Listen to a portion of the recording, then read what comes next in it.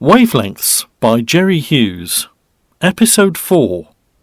Saturday morning in the Childs-Dutton household, and Lisa's had a tiring first week.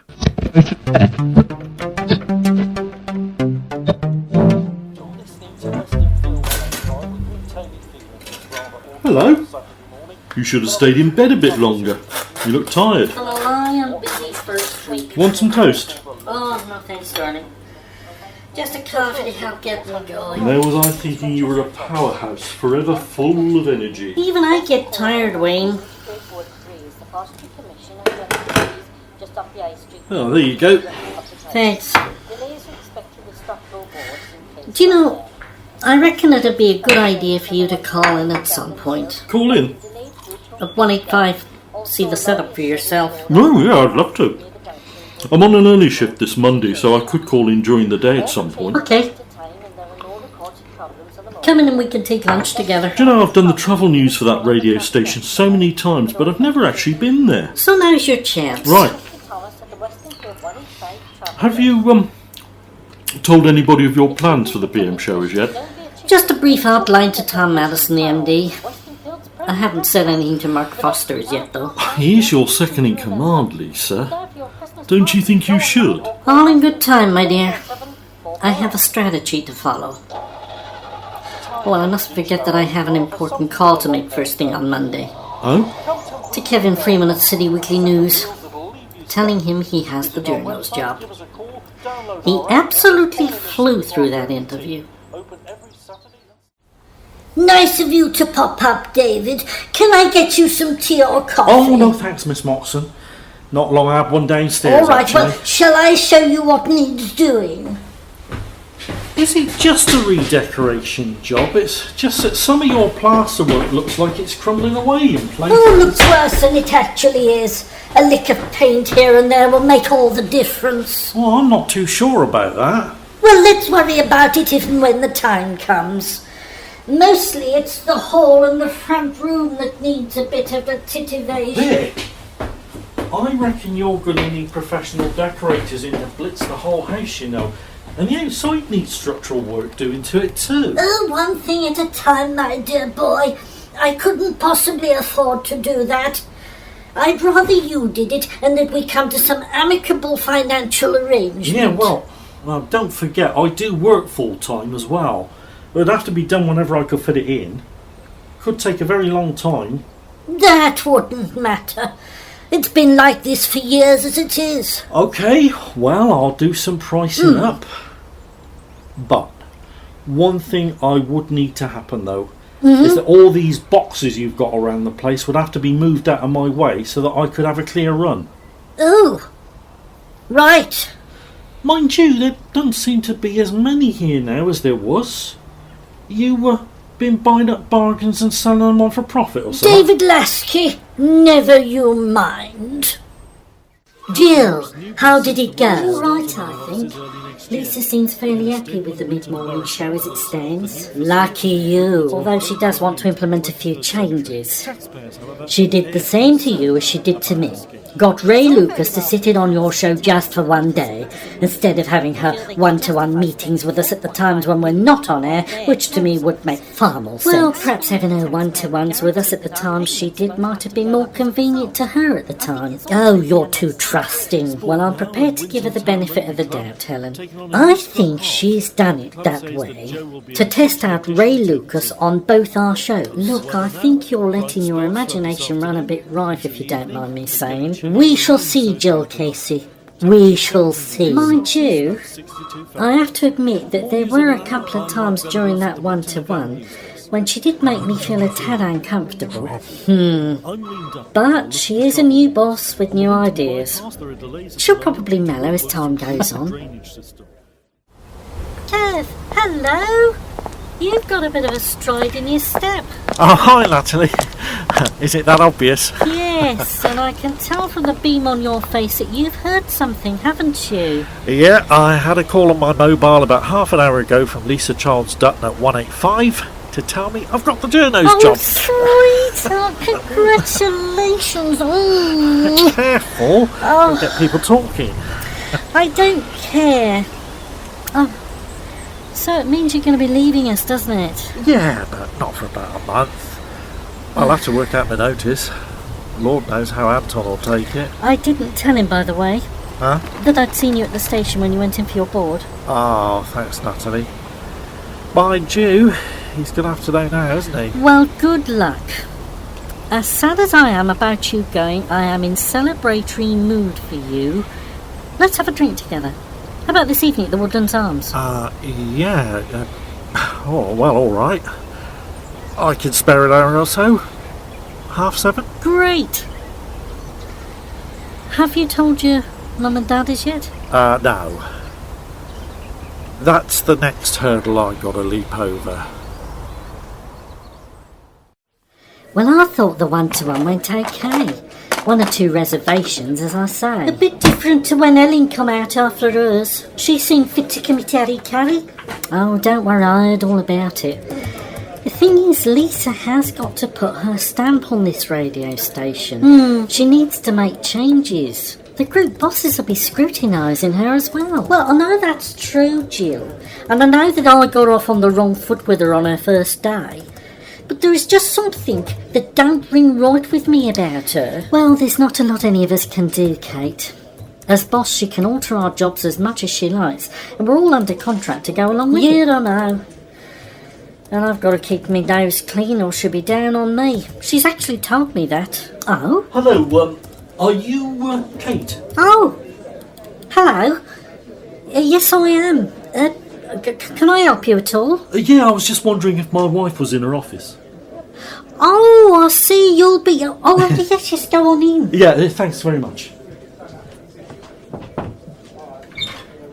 Only me. Can I come in? Hi, honey. Jill, your gob's almost touching your toes, love.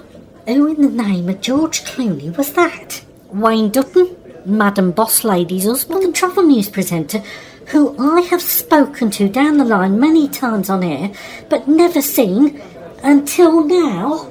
The very same. How in the devil did she manage to bag herself a most drop-dead gorgeous beast of a hunk like that?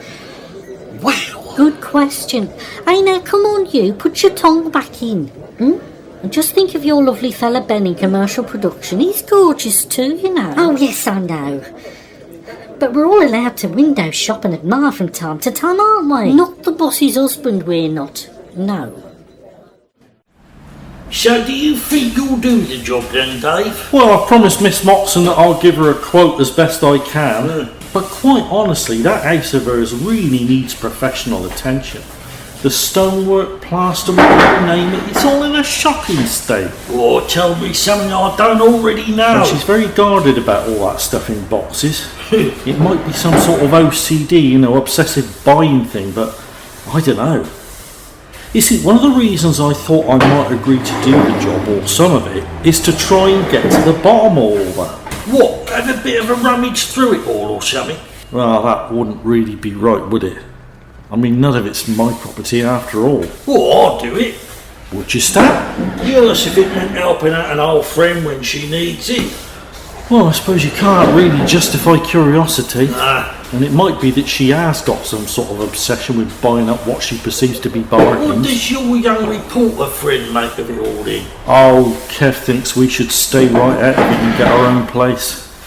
Now he's got his new job at the radio station, we'll have more jointly coming in, so perhaps we can actually consider doing Oh, he's got a new job, has he? Yeah. So he's leaving the paper then? Oh yeah, you heard this morning. Oh. Not that I think it's common knowledge as yet, so I'd be grateful if you keep it under your Oh, of course. But what about my son, Anton, the editor? Has he been told as yet? There you go. Lager for you and a white wine for me. Oh, you should have let me get these, Natalie. Oh, I said it's my treat, Kev, to celebrate your new job at Westonfield 185. Oh, that's very sweet of you, thanks. So, what do you think you might do? Any aspirations yourself to leave City Weekly News? Well, if there was another job going at the radio station, I wouldn't mind trying for it. After all, It'd keep me close to you, wouldn't it? Ah, you'll be glad when I'm gone. You don't really believe that, do you? Well, it's lovely to think I'll be missed. But you'll all soon forget I existed and life will just carry on. Not for me, it won't. Oh, but you have got a boyfriend, haven't you? No, not at the moment. I gave up the one I had because he cheated on me with that slut on the features desk. They ran away together in the end. Oh, I'm sorry to hear that. Anyway, I can't think of any other bloke that'd come up sides with you. I feel right when I'm with you, Kev. Oh my God. What's the matter? Have you noticed who's propping up the bar? Anton Venables, no less. Oh, yeah. Does he know yet? Huh? I mean, have you handed in your notice? No, I was planning to do that tomorrow. Then watch the sparks fly. And do you see who else has just walked into the bar? Councillor Maurice Newbury. Do you reckon Anton's having some sort of a meeting with him, or is it just coincidence? I suggest we either keep our heads down or sneak out. Newbury's just handed something to Anton. I'm going to keep my head down and watch. Back room, Stanley. I did call out. Hope you don't mind me letting myself in. Course not. What do you want? Oh, just passing. Social visit, you know. Oh dear, that's not what I want at all. Eh? Westonfield City Council website? What are you looking at that for? Trying to see how I can pay my council tax online. Council tax? That should have been paid by April. Ain't you never done it as yet? No, and they're threatening to take me to court. Well, I'm not surprised. Non-payment of council tax could lead to imprisonment. Oh, is that why you were worried that I might have been someone from the council the other day when I called in? Oh, I give up. What was it you wanted again? Well, as I said, just a social call. I couldn't help but notice that quite a lot of them boxes have gone from your front hall. Stacked them somewhere else, have you? That is for me to know. As a matter of fact, I've been clearing the decks for Dave Lasky. I have accepted his quote for redecorating this place. Right. One of the things he stipulated was for everything on the floor to be cleared. Yep, it's all there. Every last tenner. What's the matter, Anton? Don't you trust me? Eh? Cash, you said, and cash is what you've got. Yeah, all right, Maurice. The stuff is all in my lockup. When do you plan getting it? What about tomorrow night? I'll meet you there. Splendid. Just one word of warning. If I get any whiff of this in your nasty little weekly paper... Yeah, I know the score. Do you honestly think I'll be so stupid? I'd ask you what your poison is, but I reckon you're alcoholically poisoned enough as it is. I'm quite happy to buy my own, thanks. I'd better go. I reckon you'd best knock it on the head too, before the landlord slings you out.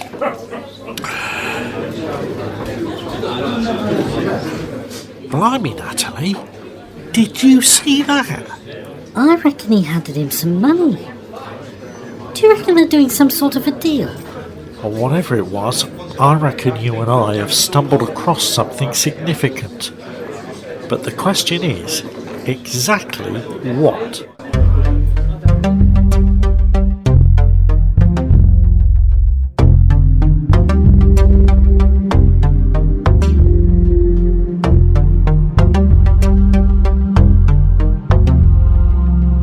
Wavelengths is written and performed by Jerry Hughes.